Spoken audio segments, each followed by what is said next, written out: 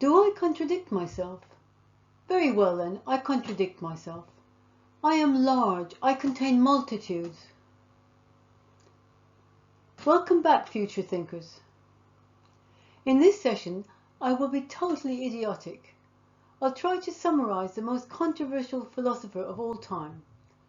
While many thinkers put forward clashing ideas, Hegel's vast work is so immense and bafflingly contradictory that only a full-time academic or a fool would even attempt this. But here goes anyway. Hegel is loved and hated in equal measure, but few can deny his achievements. There is a remarkable surge of interest in his ideas globally. The Hegel Facebook study group has over 26,000 members. It is only one of many. It's pretty amazing considering that Hegel has been persona non grata for centuries. The anti-socialist political right loved to ridicule him. Postmodernists took issue with crude Hegelianism, mocking what they called the grand narrative, and he has been blamed for the notion of an end of history. On the other hand, in the realm of revolutionary struggle, outstanding thinker-activists who studies Hegel's dialectics include Marx, Engels, Lenin, Rosa Luxemburg, Mao Zedong, Antonio Gramsci. Anti-colonial and black fighters Che Guevara, Frantz Fanon, Aimé Césaire, C.L.R. James, George Jackson and Huey P. Newton also immersed themselves in Hegel's ideas. Why this disparity? Because Hegel is the philosopher of transformation. Hegel gives us an understanding of a whole and how its opposing parts drive change. Dialectics can be summed up as the splitting of the single whole, the cognition of its contradictory parts, to use Lenin's definition. Here are some basic Hegelian concepts which we will explore in this session.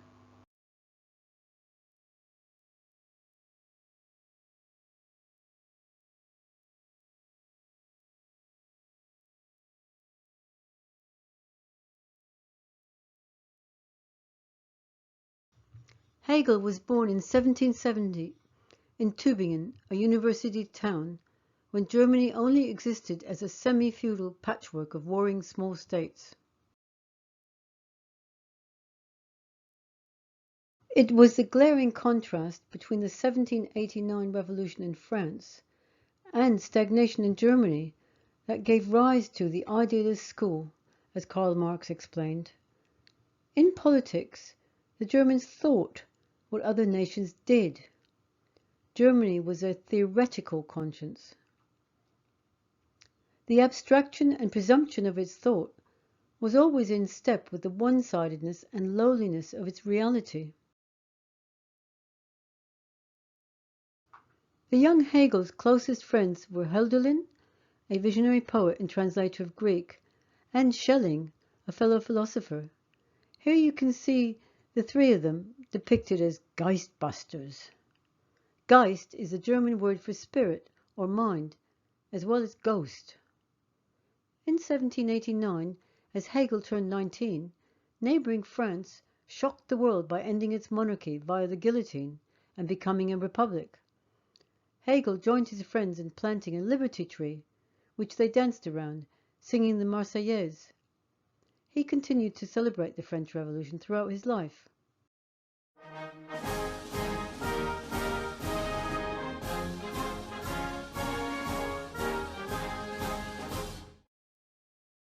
We will draw out just a few essential concepts from Hegel's enormous body of work. The underlying principle is dialectics. Hegel picked up the concept of dialectics from the ancients. He rescued dialectical contradiction as the spring of development, which until then was confined to ancient Greek and Chinese philosophy. There is no proposition of Heraclitus which I have not adopted in my logic, he said.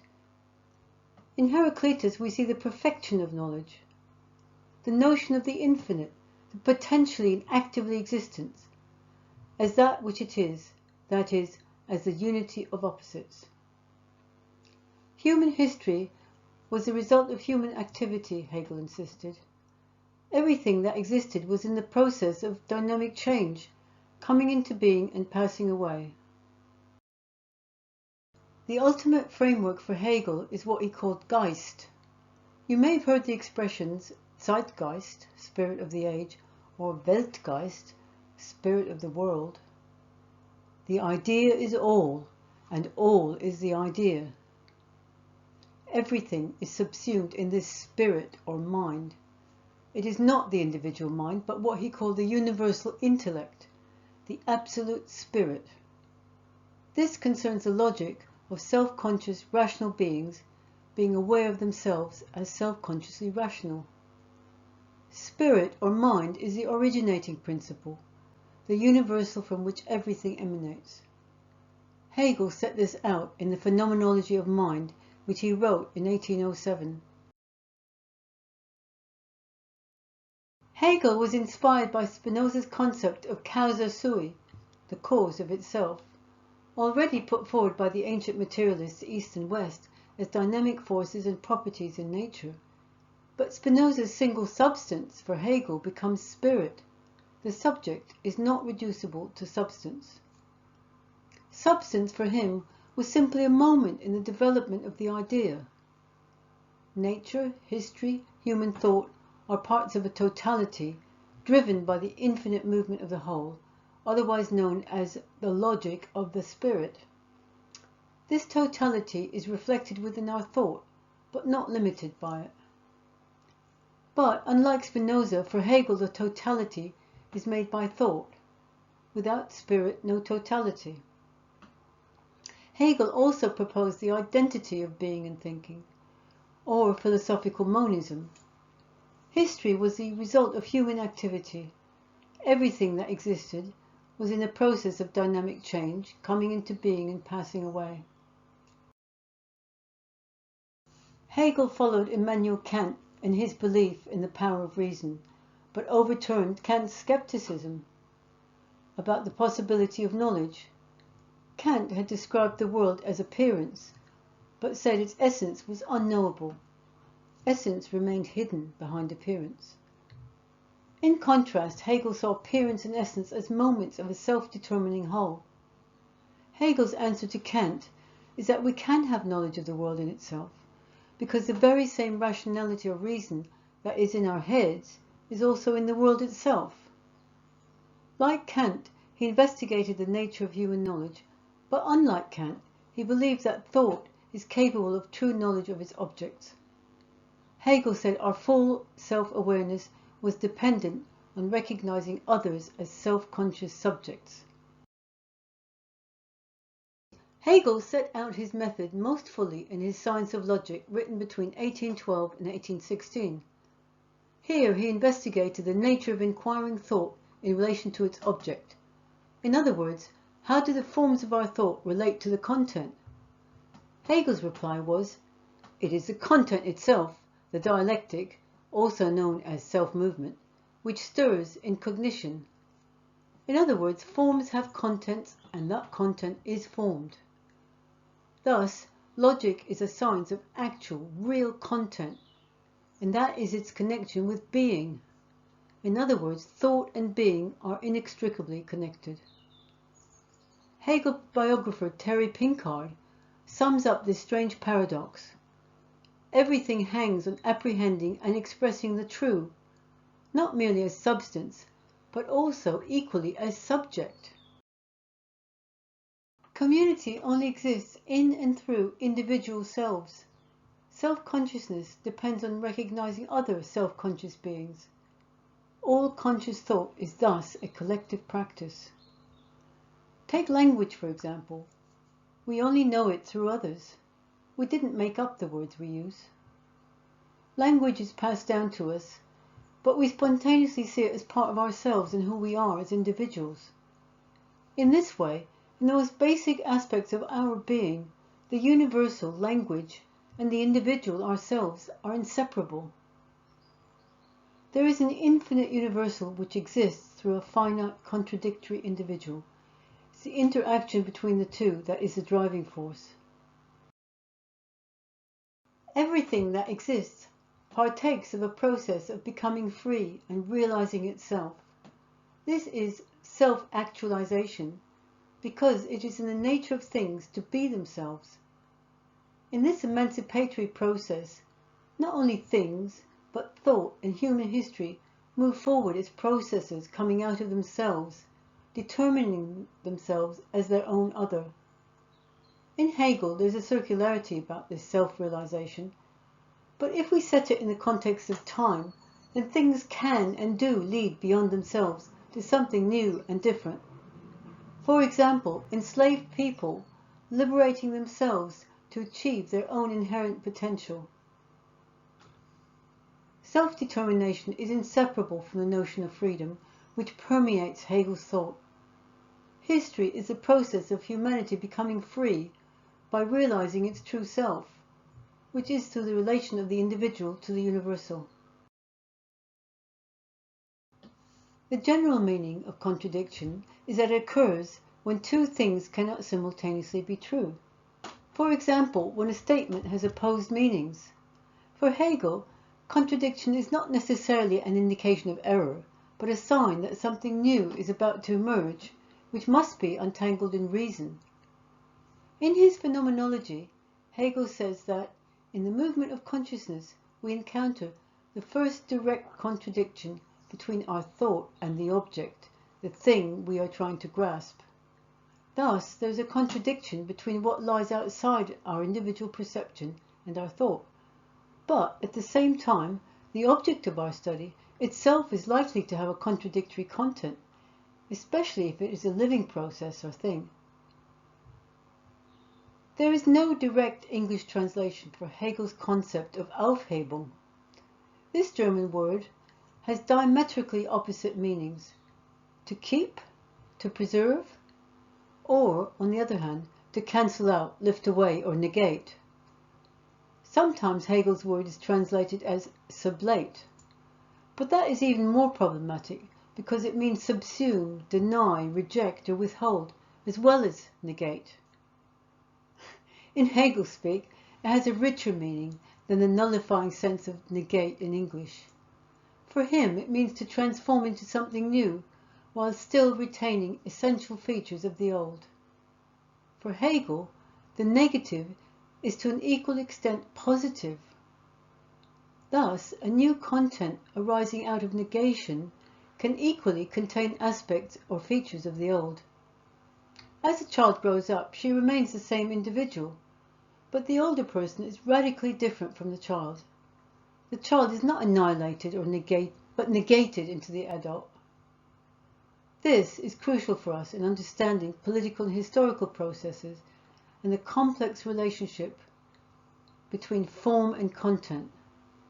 For example, the British political system exhibits forms and institutions that belong in the feudal period, like the House of Lords and the monarchy. But the actual content of the state institutions as a whole is in fact capitalist and not feudal. When people act collectively, social and political history is embedded in their actions, whether or not they are conscious of it. In this sense, history is being negated, because while we act in the present, earlier movements have brought us to where we are today. The rights that are being taken away by authoritarian states were only there in the first place because people struggled for them. Thus, the form, in this case our rights, has a content deep in collective historical practice and consciousness.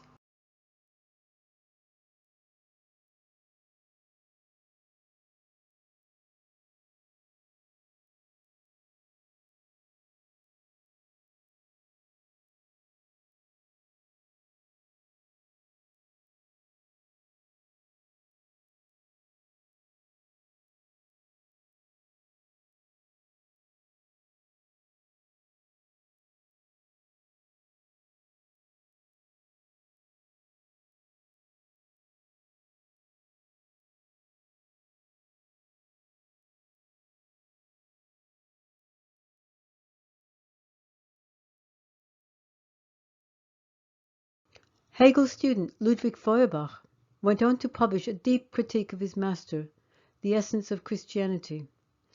Supporters of the young Hegelians included the young Karl Marx and Friedrich Engels. They were able to see that in the immense building of Hegel's work, forced constructions of his system were secondary to the treasures to be found within it, above all the dialectical outlook. Marx and Engels cracked open the mystical shell to seek out Hegel's rational kernel. In other words, they took the essence of Hegel's dialectic, contradiction, becoming, and stood the upside-down world of Hegel's spirit onto materialist feet. Without Hegel, Marx and Engels would not have been able to make the remarkable progress they achieved.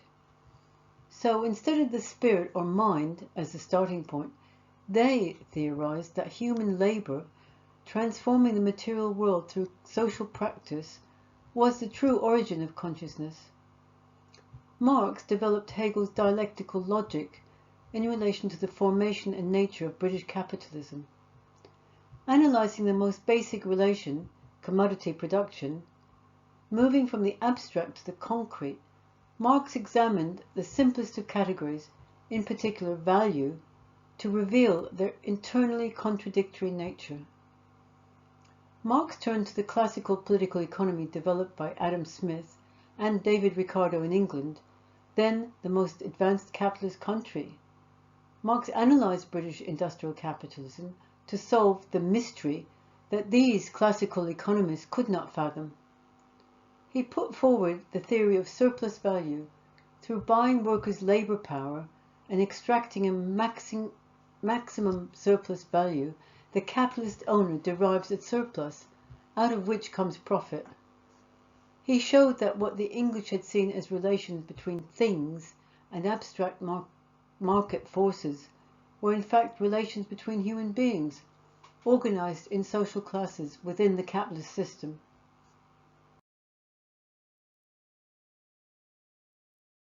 In 1848, Marx and Engels published the Manifesto of the Communist Party under the auspices of the Workers' Educational Association, Kommunistischer Arbeiterbildungsverein, at Bishopsgate in the City of London. 1848 went down in history as a year of global revolution. In 1864, the Working Men's International Association was formed in London. Marx's book Capital, a critique of political economy, was published 3 years later. Both the Manifesto and Capital became two of the most famous and influential works ever. After Marx's death in 1883, Engels edited and published the rest of Capital and worked with Marx's daughter Eleanor to develop the socialist movement in Britain and internationally.